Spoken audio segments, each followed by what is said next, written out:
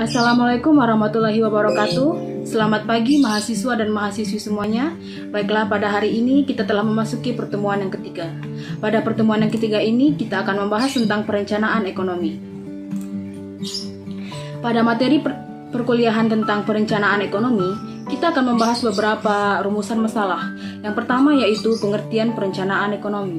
Yang kedua, kebutuhan perencanaan di negara terbelakang. Yang ketiga yaitu perumusan rencana dan syarat-syarat perencanaan yang berhasil.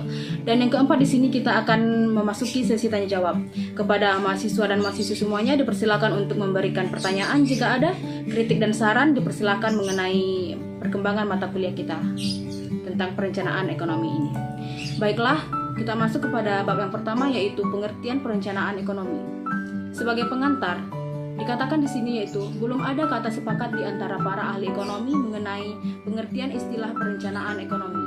Di dalam kepustakaan ekonomi, istilah tersebut dipergunakan sangat lentur. Ia sering dikelirukan dengan komunisme, sosialisme, atau pembangunan ekonomi. Setiap bentuk campur tangan pemerintah dapat melakukan campur tangan sekalipun tanpa membuat suatu rencana. Lalu, apakah perencanaan itu? Perencanaan adalah teknik cara untuk mencapai tujuan untuk mewujudkan maksud dan sasaran tertentu yang telah ditentukan sebelumnya dan telah dirumuskan dengan baik oleh Badan Perencanaan Pusat. Tujuan tersebut mungkin untuk mencapai sasaran sosial, politik, ataupun militer. Karena itu, persoalannya adalah bukan antara rencana dan tidak ada rencana, tetapi persoalannya adalah antara berbagai macam rencana. Profesor Lewis menunjukkan pengertian perencanaan yang dipakai di dalam perpustakaan ekonomi. Ada beberapa hal yang telah dikatakan oleh Profesor Lewis. Yang pertama yaitu banyak sekali kepustakaan yang hanya menghubungkan istilah itu dengan penentuan letak, geografis, faktor bangunan, tempat tinggal, bioskop, dan semacamnya. Yang kedua yaitu perencanaan hanya berarti memutuskan uang apa yang akan dipergunakan pemerintah di masa depan seandainya ia mempunyai uang yang dapat dibelanjakan. Yang ketiga yaitu ekonomi berencana adalah ekonomi di mana masing-masing satuan produksi atau perusahaan hanya memakai sumber daya manusia, bahan dan peralatan yang dialokasikan ke sana melalui kuota dan menjual produknya kepada perusahaan.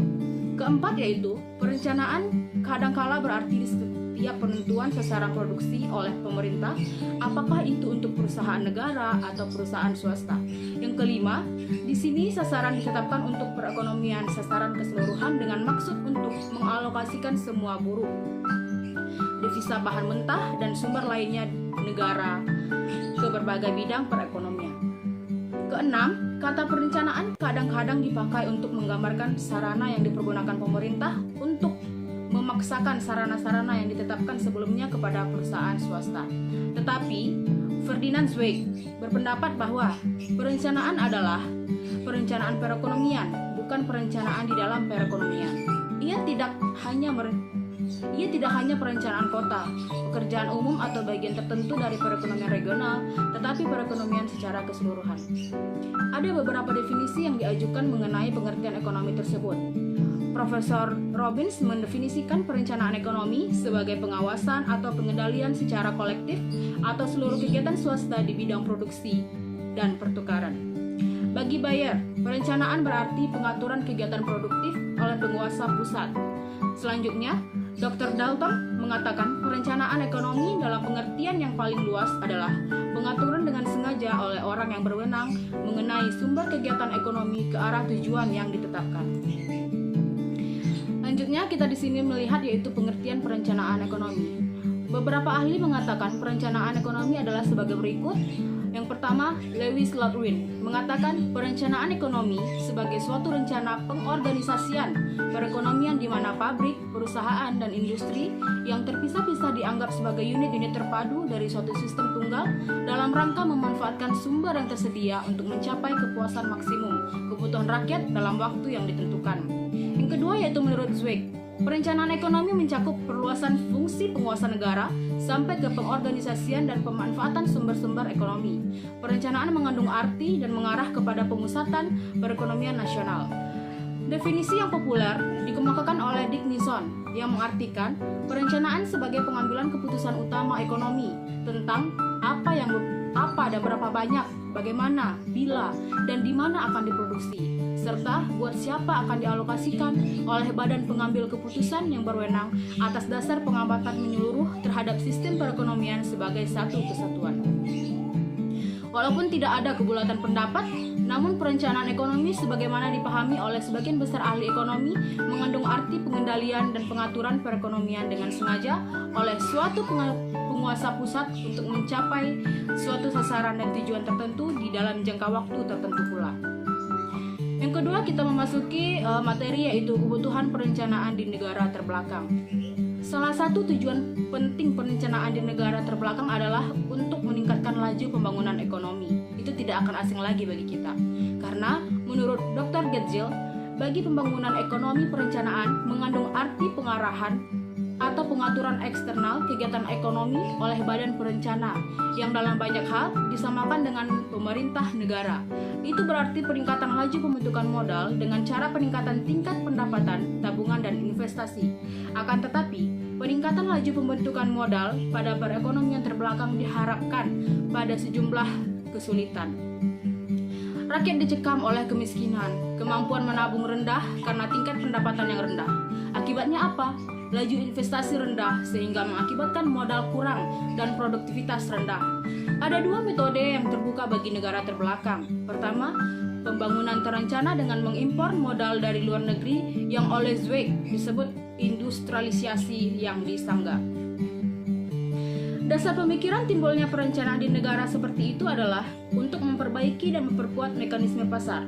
Lebih lanjut, kebutuhan perencana di negara terbelakang didorong oleh keperluan menghapuskan pengangguran dan pengangguran tersembunyi yang tersebar luas dalam perekonomian seperti itu. Karena modal langka dan buruh melimpah ruah, maka masalah penyediaan kesempatan kerja bagi tenaga buruh yang senantiasa meningkat merupakan masalah yang sangat sulit. Hanya badan perencanaan yang terpusat yang dapat mengatasi kesulitan ini. Demi pembangunan ekonomi yang cepat, negara terbelakang memerlukan pembangunan sektor pertanian dan industri, pembentukan overhead sosial dan ekonomi, pengembangan sektor pengendalian luar negeri dan domestik dengan cara yang harmonis. Semua ini memerlukan investasi serentak di berbagai sektor yang hanya mungkin dilakukan melalui perencanaan pembangunan. Kebutuhan pengembangan sektor pertanian bersama-sama dengan sektor industri timbul dari kenyataan bahwa pertanian dan industri saling menentukan. Reorganisasi pertanian akan melepaskan tenaga buruh surplus yang dianggap serap oleh sektor industri. Ketidakmampuan menyesuaikan diri seperti itu hanya dapat diatasi oleh pemerintah dengan mendirikan bank sentral dan pasar uang, bank dagang dan lembaga keuangan lainnya di seluruh negara. Badan perencanaanlah yang dapat mengawasi dan mengatur perdagangan dalam negeri dan perdagangan luar negeri demi kepentingan terbaik perekonomian. Perencanaan pembangunan sangat diperlukan untuk mengenyahkan kemiskinan bangsa. Perencanaan merupakan satu-satunya jalan yang terbuka bagi negara yang terbelakang untuk menaikkan pendapatan nasional dan pendapatan per kapita, untuk mengurangi ketimpangan pendapatan dan kesejahteraan, untuk meningkatkan kesempatan kerja, untuk pembangunan yang menyeluruh, dan untuk mempertahankan kemerdekaan nasional. Tidak ada yang lebih besar dan benar daripada ide perencanaan yang telah menjelma menjadi kenyataan praktis, dan itulah satu-satunya harapan bagi kebangkitan negara terbelakang di dunia ini. Profesor Getzel mengatakan perencanaan pembangunan ekonomi tampaknya dilakukan karena derap dan arah pembangunan yang ada tanpa campur tangan dari luar dianggap tidak memuaskan, dan lebih lanjut karena dianggap bahwa campur tangan dari luar yang tepat akan sangat meningkatkan derap pembangunan dan mengarahkannya sebagai semestinya. Perencanaan jika ditinjau dari sudut seperti itu berarti tidak lebih daripada pengorganisasian secara lebih baik, pengorganisasian secara konsisten dan menjangkau jauh ke depan, serta pengorganisasian secara menyeluruh. Pengarahan, pengaturan, pengawasan atas kegiatan swasta dan peningkatan bidang kegiatan negara semuanya merupakan bagian dari upaya-upaya pengorganisasian. Pada bab selanjutnya kita memasuki yaitu perumusan rencana dan syarat-syarat perencanaan yang berhasil. Perumusan dan keberhasilan suatu rencana memerlukan beberapa hal sebagai berikut. Yang pertama yaitu komisi perencanaan. Prasyarat pertama bagi suatu rencana adalah pembentukan suatu komisi perencanaan yang diorganisasi dengan cara yang tepat. Ia harus dibagi ke dalam sejumlah bagian dan subbagian di bawah para ahli seperti ahli ekonomi, ahli statistik, insinyur, dan lain-lainnya. Yang kedua statistik. Perencanaan yang kuat mempersyaratkan adanya survei yang menyeluruh terhadap sumber potensial dan sumber yang ada di suatu negara serta segala kekurangannya. Sebagaimana yang dikemukakan oleh Beikoff, setiap tindakan perencanaan sejauh ia bukan bangunan istana fantastik belaka mensyaratkan adanya suatu survei pendahuluan tentang sumber-sumber yang ada. Yang ketiga yaitu tujuan. Rencana tersebut dapat menetapkan tujuan-tujuan berikut, yaitu meningkatkan pendapatan nasional dan pendapatan per kapita, memperluas kesempatan kerja, mengurangi ketimpangan pendapatan dan kesejahteraan dan pemusatan kegiatan ekonomi. Yang keempat terdapat yaitu penetapan sasaran dan prioritas. Problem berikutnya adalah menetapkan sasaran dan prioritas untuk mencapai tujuan yang ditentukan dalam rencana. Sasaran dan prioritas tersebut harus global dan sektoral. Sasaran global harus tegas dan mencakup setiap aspek perekonomian. Sasaran harus meliputi sasaran produksi secara kuantitatif. Sasaran sektoral yang menyangkut masing-masing industri dan produk dalam ukuran nilai dan fisik baik sektor swasta maupun sektor negara. Yang kelima yaitu mobilisasi sumber. Suatu rencana menetapkan pembiayaan sektor negara yang akan menjadi dasar mobilisasi sumber-sumber yang perlu. Selanjutnya di sini yaitu ada keseimbangan dalam rencana, administrasi yang efisien dan tidak korup. Yang kedelapan ada kebijaksanaan pembangunan yang tepat. Yang kesembilan ada dasar pendidikan. Yang kesepuluh ada teori konsumsi. Dan yang kesebelas ada dukungan masyarakat. Dukungan masyarakat merupakan faktor penting bagi keberhasilan rencana dalam suatu negara demokratis. Perencanaan memerlukan dukungan yang luas dari rakyat.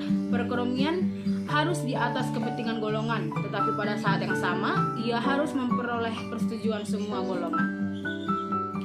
Lebih lanjut, Profesor Lewis menggambarkan perbedaan antara perencanaan dengan komando dan perencanaan dengan rangsangan dalam rangka mobilisasi sumber bagi pencapaian rencana.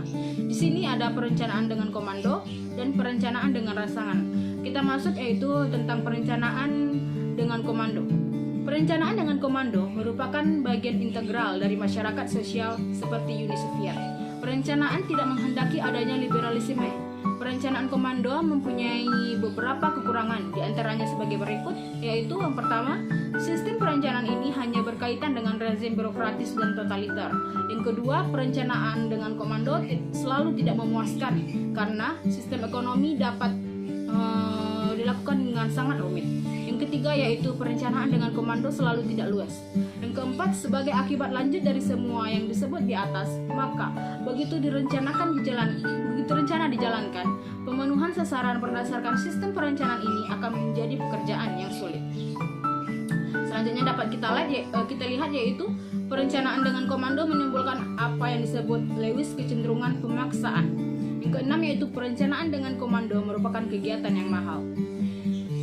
Yang kedua yaitu perencanaan dengan rangsangan. Perencanaan dengan rangsangan merupakan perencanaan yang demokratis. Ia berarti merencanakan dengan cara memanipulasi pasar. Tidak ada keharusan tetapi ajakan. Ada kebebasan usaha, kebebasan konsumsi, dan kebebasan produksi. Namun, perencanaan dengan ajakan dihadapkan pada sejumlah kesulitan yang dapat membuatnya kurang berhasil bila dibandingkan dengan perencanaan komando. Apa yang hal-hal yang menjadi kesulitan dalam perencanaan dengan rangsangan adalah sebagai berikut. Yang pertama, dinyatakan bahwa perangsang yang ditawarkan mungkin tidak memadai bagi produsen dan konsumen untuk bertindak seperti yang diinginkan oleh pemerintah. Yang kedua yaitu karena pelaksanaan perencanaan secara aktual diserahkan pada kekuatan pasar, maka kelebihan atau kelangkaan pasti akan timbul. Yang ketiga yaitu langkah moneter dan fiskal saja tidak akan cukup merangsang pembangunan ekonomi terencana, umpama dengan menaikkan laju pembentukan modal. Apakah suatu negara harus menerapkan metode perencanaan dengan komando atau perencanaan dengan ajakan atau rangsangan? Tergantung sepenuhnya pada sistem pemerintahan yang ada. Negara sosialis akan sepenuhnya menerapkan perencanaan dengan komando. Pada sisi lain, ekonomi kapitalis akan menganut teknik perencanaan dengan ajakan. Di sini terdapat beberapa syarat-syarat perencanaan yang akan berhasil. Yang pertama yaitu perencanaan keuangan dan perencanaan fisik. Yang kedua perencanaan perspektif dan perencanaan tahunan. Yang ketiga yaitu perencanaan indikatif dan perencanaan imperatif. Yang keempat perencanaan demokratis dan perencanaan totaliter. Yang kelima yaitu perencanaan di dalam kapitalisme dan sosialisme. Yang keenam ada perencanaan yang disentralisasikan dan desentralisasikan. Yang ketujuh ada perekonomian korektif, dan perencanaan pembangunan. Yang ke-8 ada perencanaan dalam perekonomian campuran. Demikian materi pada hari ini tentang perencanaan ekonomi. Kepada mahasiswa-mahasiswi semuanya yang ingin bertanya, saya persilahkan pada sesi tanya jawab ini. Terima kasih. Assalamualaikum warahmatullahi wabarakatuh.